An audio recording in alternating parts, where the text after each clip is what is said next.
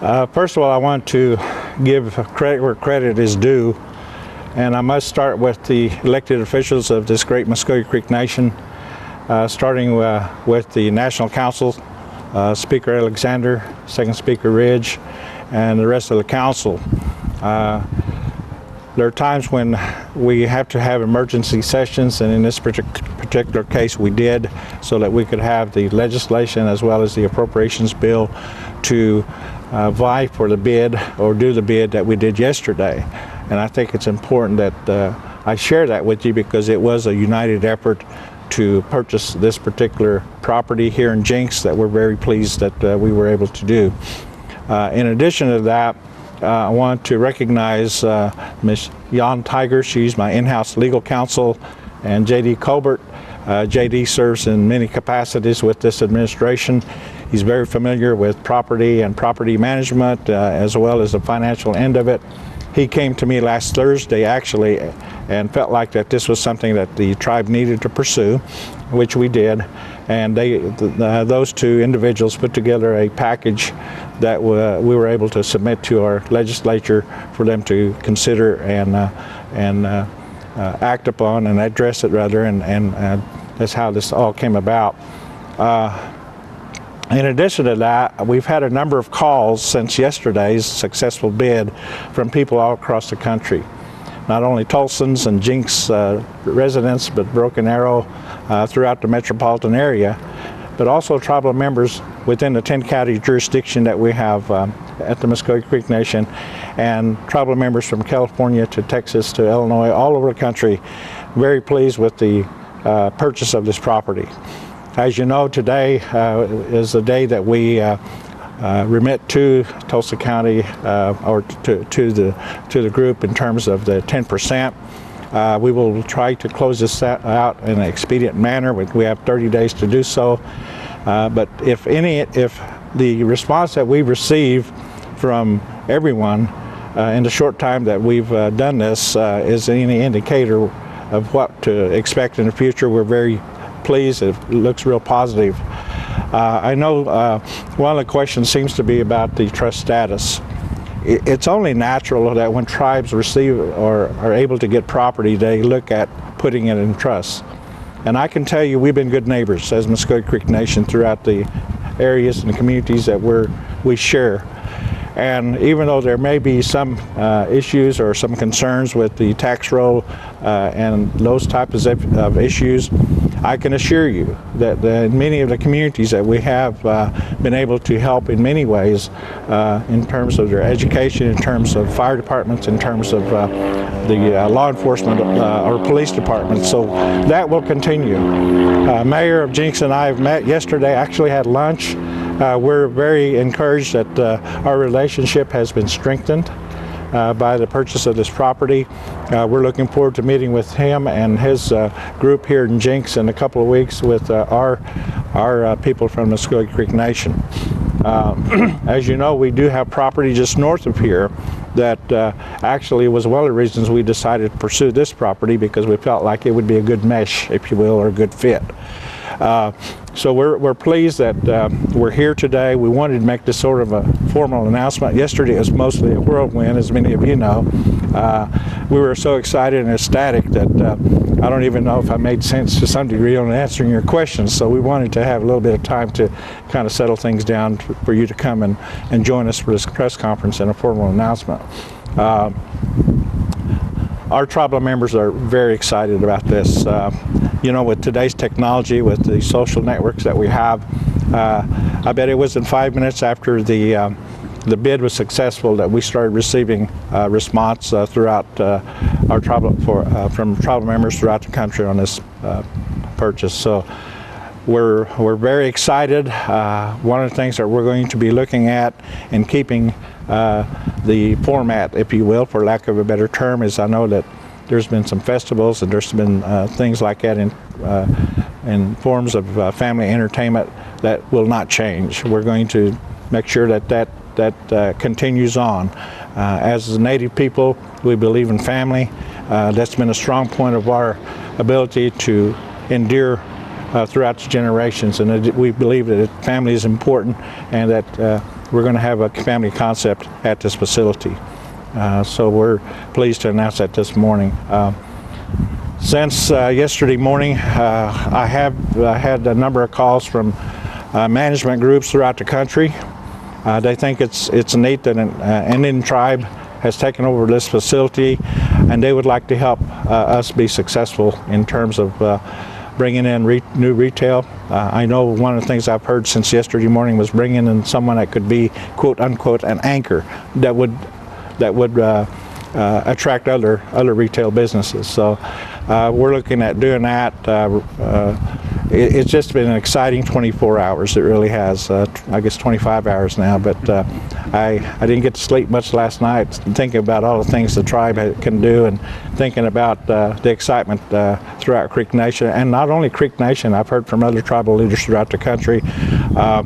And one of the calls I got was from James Billy. He's the chairman of the Seminole Tribe of Florida, who has an outstanding retail outlet through their Hard Rock facility at Hollywood, Florida.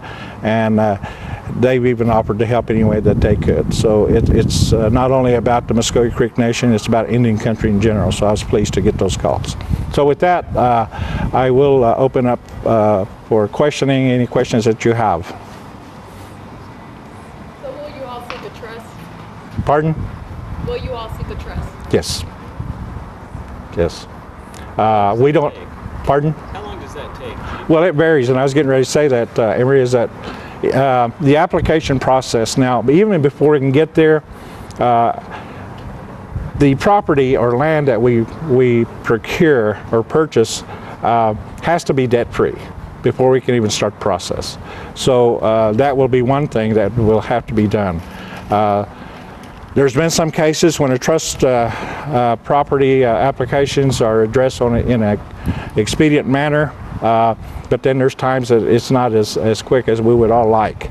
So as far as the time frame is concerned, I really don't know what the turnaround would be on that. There's been a lot of concern from people in this community about if it is converted to trust land and the sales tax revenue is not coming into the city. Could this potentially be a drain on the Jenks economy, or are there other ways that you all plan to contribute to the community in that way? Well, that's why we've been good neighbors to the communities that we all share, is that, and that's one of the things that the city officials and our administration is going to be talking about in a couple of weeks, how we can possibly work some things out. Now, up until the time it's in trust, the community will continue, nothing changes. The community will continue to receiving the taxes that they're receiving. In lieu of taxes, now I say that because throughout Indian country, here in Oklahoma especially, as some of you may know, we have compacts with the state of Oklahoma. Those compacts are actually in lieu of taxes, and maybe that's something that may be considered at some point in time. As a principal chief, I can't just arbitrarily make those types of decisions. We do have a process that we have to follow in-house to be able to get to the point of making those types of decisions as a tribal government. So, but we are willing to work with all the communities that we share within the jurisdiction that we live in. This land, or this Riverwalk, has had a problem keeping businesses in here and all that. What makes you think y'all can do better? You know, I don't want to get into a negative tone because of our purchase here, but I believe that sometimes aggressiveness can overcome a lot of things, and I feel like that being aggressive as a nation, and it's unique. And I want you to think about this. There's only a number of tribes, and you're talking about over 500 tribes in this country that have the opportunity to have something like this, and those that have been able to get property like this, all of them are successful. And we want to be, in addition to those being successful, we want to be successful as well. So I believe that having a outside management group come in to do an evaluation, to talk about what direction we need to take on this journey, I think is going to be a key. And like I said, I've already been contacted by a number of those types of groups. How online, there, well, all over, a lot of people are asking or throwing out ideas of what could happen here. Obviously, you're still in the early processes, but outlet mall seems to be what a lot of people are talking about and asking for. Is that something that you would consider or have thought about? Well, certainly we're going to listen to everything that people have to say. And I know we had lunch, the mayor and I, yesterday at Los Cabos, and one of the partners of the group came over and he actually suggested that. You know, historically, that's been a moneymaker. Unfortunately, because of tornado and Stroud, that was making money at the time. They have one in Oklahoma City, west side of Oklahoma City, that's very successful. You go to Branson and you see one there, and that's very successful. That certainly has to be given some considerations. How will you all try to offset the fact that this will be considered trust? You said working with the city and stuff. Well, until we meet with them, it's hard to say. But again, I think you would find historically, you go to different parts of the country where lands that were put in trust, regardless if it was a business or a casino, that tribes and those communities were able to work out some things to where whatever loss of revenue and taxes wasn't as great as what people would think. Chief, don't you think that everybody get caught up in the tax, sales tax revenue that we're bringing in? Don't you think there's a great opportunity for the tribe to show all the other ways that they give back to the community?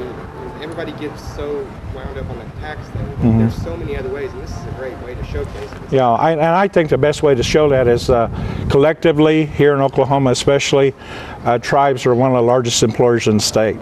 And we give back to the state, we give back to the counties, we give back to the communities that we live in. As an example is, I guess just going back just a few years ago when the lottery issue came up. The purpose of the lottery was to help fund our education. As you know, it's not funding as it should. But the tribes continue to help the state in those terms. It is a stage, I think, for us to be able to get on with this purchase of this property to show how we are willing to work not only with, let's say, the community of Jenks or the community of Tulsa, but the state of Oklahoma as well. We are successful. You know, you look back through history, it's always been the history of the tribes themselves, is regardless of where they help each other, and not necessarily their own. You touched on employment. How many jobs do you think there's potential to have here? Well, that's something we're still early in the stage of looking at those things. I think that's something that evaluation would bring back to us in terms of information on jobs and those types of things. I think the bottom line is one of my guests this morning that's with us is Woody Anderson. Woody is in charge of our Muskogee Nation Business Enterprise Program, where we have a number of businesses under that umbrella. We're excited because we feel like it's unlimited with what we can do with this property. We already are doing business in foreign countries like Afghanistan and Mexico and other places, and so with the success that we're having in those areas, we feel like we can bring that knowledge here on a local basis to be successful here. And we're going to look at using all resources, not just our own, but all resources, and making sure that we can be successful with this property.